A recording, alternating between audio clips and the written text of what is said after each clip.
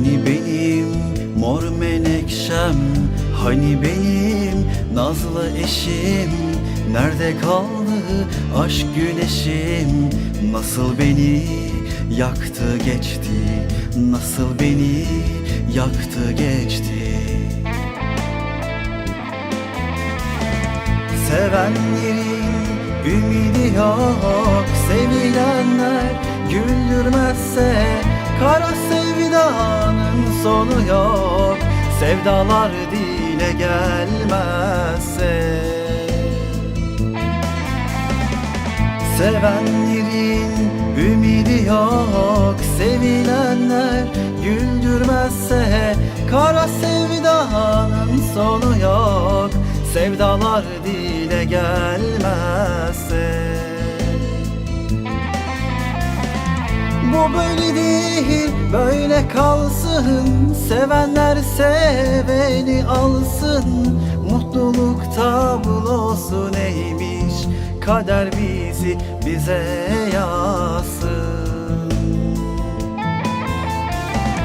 Kader bizi bize yazsın.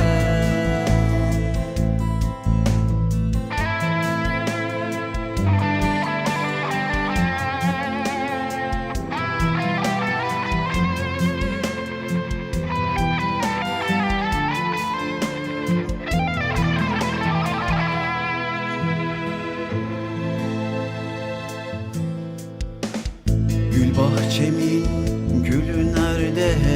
Koparılmaz ki seherde. Çiçeklerin sonbaharda yüzü gülmez ki güleyim, yüzü gülmez ki güleyim. Bunu asla düşünmezler, çözemezler sevdaları. Kim gülecek bilemezler, göremezler gözyaşları.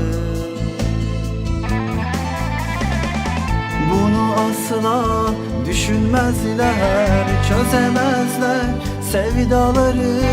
Kim gülecek bilemezler, göremezler gözyaşları.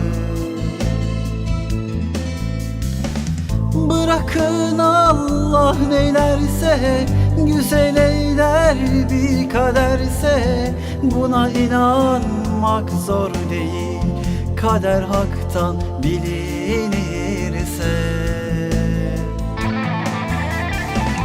Bırakın Allah neylerse, güzel eyler bir kaderse.